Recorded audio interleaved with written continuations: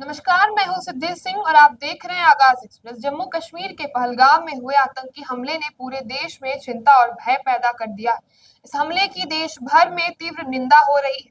बुधवार को लोकसभा में विपक्ष के नेता राहुल गांधी ने कहा कि उन्होंने केंद्रीय गृह मंत्री अमित शाह से फोन पर बातचीत की और पहलगाम हमले के बारे में जानकारी भी ली। राहुल गांधी जो अमेरिका यात्रा पर थे, उन्होंने एक्स पर इस टेलीफोनिक बातचीत के बारे में अपडेट पोस्ट किया है। उन्होंने कहा कि मैंने गृह मंत्री अमित शाह, जम्मू कश्मीर के मुख्यमंत्री उमर अब्दुल्ला और पीसीसी अध्यक्ष तारिक कर्रा से भी बातचीत की है और स्थिति की जानकारी भी लिया है। पीड़ित परिवार न्याय के हकदार है और हमारी पूरी सहानुभूति उनके साथ है। कांग्रेस के एक वरिष्ठ नेता ने बताया कि राहुल ने अमेरिका से शाह को फोन किया था, जबकि राज्यसभा में विपक्ष के नेता मल्लिकार्जुन खड़गे ने भी शाह को अलग तरीके से फोन करके उनसे बातचीत की है। ये पहला ऐसा अवसर था जब गांधी ने आतंकी हमले के बाद सरकार से संवाद किया है। कांग्रेस अध्यक्ष मल्लिकार्जुन खड़गे ने कहा कि सरकार को पहलगाम हमले के संदर्भ में सर्वदलीय बैठक बुलानी चाहिए और इस पर बातचीत होनी चाहिए, गंभीर फैसले होने चाहिए। खड़गे ने बताया कि मंगलवार को करीब 2:30 बजे जम्मू कश्मीर के पहलगाम में आतंकवादियों द्वारा निर्दोष पर्यटकों की हत्या से पार्टी को गहरा दुख हुआ है। उन्होंने इसे कायरतापूर्ण और देश की एकता पर हमला बताया है। खड़गे ने कहा कि ये हमला 2000 के चिट्टी सिंह पोड़ा नरसंहार के बाद आतंकवादियों द्वारा किया गया सबसे क्रूर हमला है। उन्होंने दोहराया कि निहत्थे नागरिकों की हत्या करने वाले लोग इंसान नहीं हो सकते। खड़गे ने यह भी स्पष्ट किया कि मुख्यमंत्री उमर अब्दुल्ला से उन्होंने अनुरोध किया है कि वे उन सभी पर्यटकों को वापस भेजने की व्यवस्थाएं करनी शुरू कर दे जो वापस लौटना चाहते हैं। उन्होंने ये भी बताया कि गृह मंत्री अमित शाह ने उन्हें आश्वासन दिया है कि सरकार इस मुद्दे पर ध्यान देगी और इस पर जल्द ही कोई ठोस जो डिसीजन लिया जाएगा। खड़गे ने आगे कहा कि इस हमले से जम्मू कश्मीर की स्थानीय अर्थव्यवस्था को भारी नुकसान होगा, इसलिए केंद्र सरकार को मदद करनी चाहिए।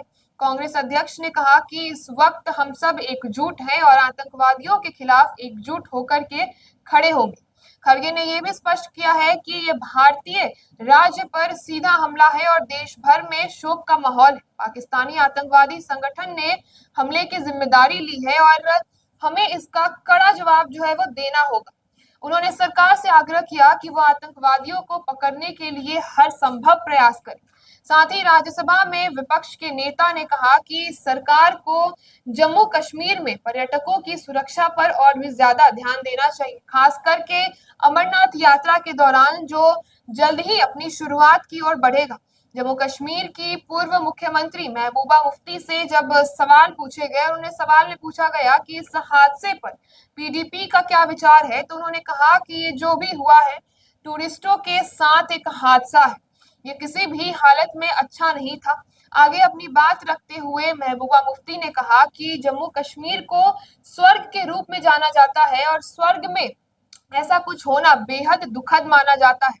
महबूबा ने कहा कि ये हमला सिर्फ पर्यटकों पर नहीं बल्कि हम सभी पर है, क्योंकि आज जम्मू कश्मीर का हर एक व्यक्ति इस समय दुखी है और ये पूरे देश की जो है एक बहुत ही बड़ी बात हो जाती है। पूरे देश में दुखी का माहौल है, इसके लिए जितनी भी निंदा की जाए वो कम है।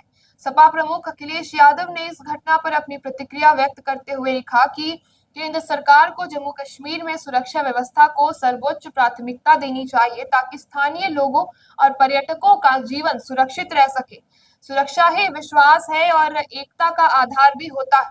आम आदमी पार्टी के नेता अरविंद केजरीवाल ने एक्स पर लिखा कि पहलगाम में पर्यटकों पर हुआ आतंकवादी हमला बेहद शर्मनाक और निंदनीय माना जाएगा।